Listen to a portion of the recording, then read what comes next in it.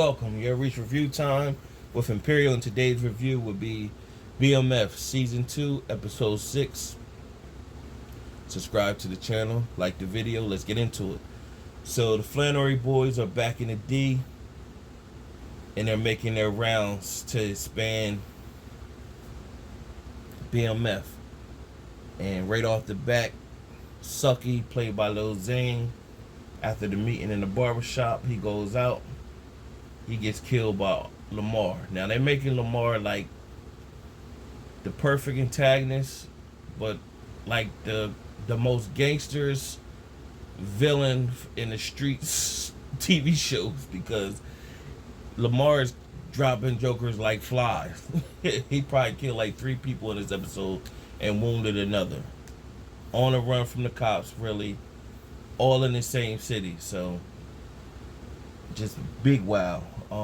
Lamar, one of the people that he wounded in this episode, they were endangering their dog, abusing the dog, had the dog fighting. Lamar rescued the dog, but bit the owner in the process. And so Lamar ran up to Mo and pretty much told Mo he wanted to show her his dog. And so he still feel for Mo. For some reason, I think he gonna get back with Mo somehow, some weird way. I don't know. Even though Mo does have a baby with Meech, so we're gonna see how that turn out. Now, Meech and Terry's little sister has a job at the hair salon. Meech got the idea, I'm gonna go check her. So he went to go check her and got the idea of the owner of the hair salon. Asked her, did she want to make some more, some side money? She stated yeah. And so that became Meech's new spot that he probably gonna keep the weight at. Meanwhile, Meech is looking to expand from state to state. He goes to a D-boy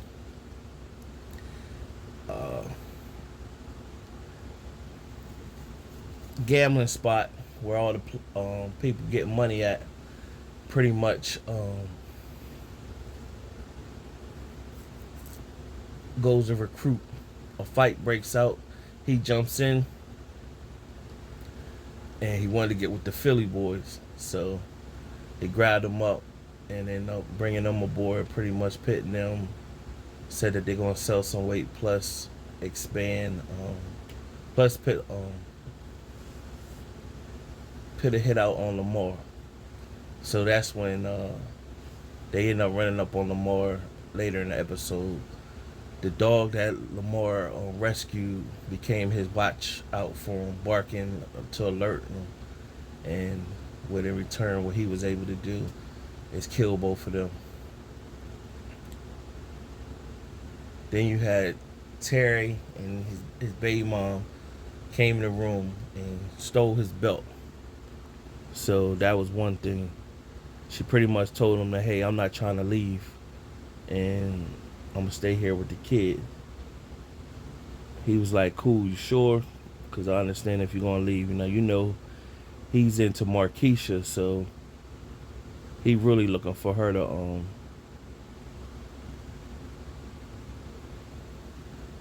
go.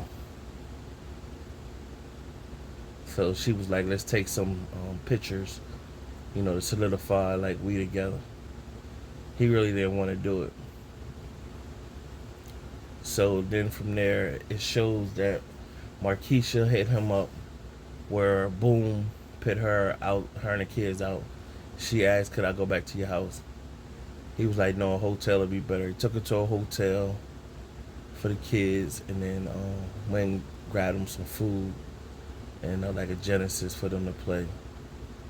And so he got to do the do with her, and then she pretty much questioned him like, why couldn't I go back to your house? He told her the reason why, and from there she pretty much like, well, you can't take care of me, and I gotta go back to Boom. So that's probably gonna push Terry to go harder, so that he could get the money where he could take care of her. Meanwhile, you had the parents of Meech and Terry in the cold.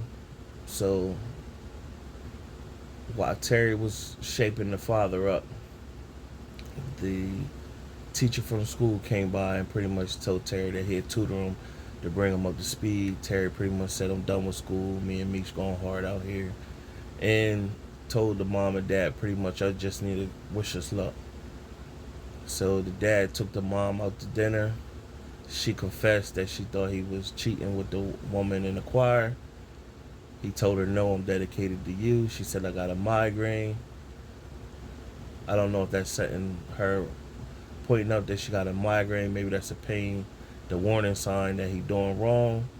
Or maybe that's something that's going to be brewing for a sickness that she come with later. Who knows?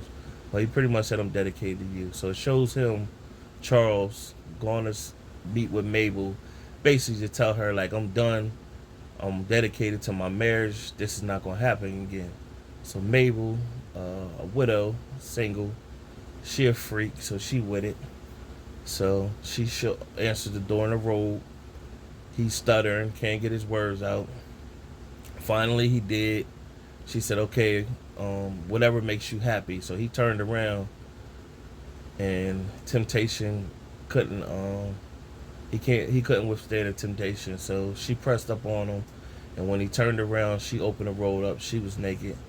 So he pushed up, slam danced her on a couch. So the beginning of the end has happened between him and his wife. So I think what is his wife's name? I think his wife's name Lucille on the show. I think so. But nevertheless, that was that. Then you had Meech, and Meech went to go see K9, looking to see if he read up. He still ain't read up yet.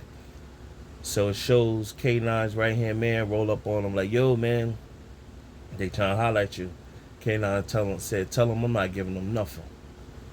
So from there,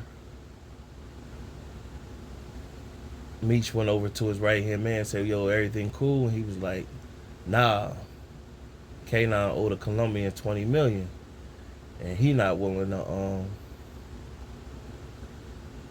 pay him. And so Meech was pretty much like, are you serious?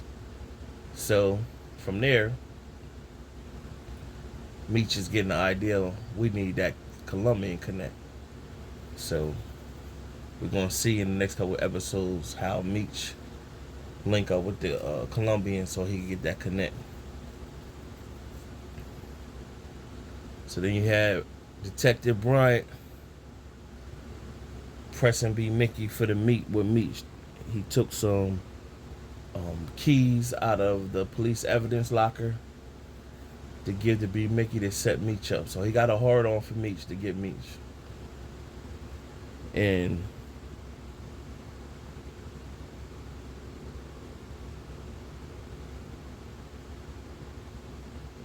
Detective Jen showed up to B Mickey home, and B Mickey was just nervous. So the next day came where he went to meet Meech, and when he went to meet Meech at the record store, Meech had these papers basically saying, yo, this here go like papers for you in the event that, you know, somebody died, you know, you'll be straight. And he was saying that they Gary expand, and then B Mickey would be his own boss, and he'd be able to do his own thing. And so he gripped B Mickey up to embrace him with a hug to show brotherhood and love. And then that touched B Mickey, because now he knew Meech wasn't just using him, like he really putting him down. And so B Mickey started to shed a tear, and he's like, oh man, don't get emotional on me. And so when he first walked in the record store, Meech was like, what you got a hat on for? You don't ever wear no hat. And so he took the hat off, and you can see the wire on the hat. And Meech seen it. And then he pointed to like, yo, they pretty much outside. So Meech put a hood on and grabbed the drugs, and they both escaped out the back.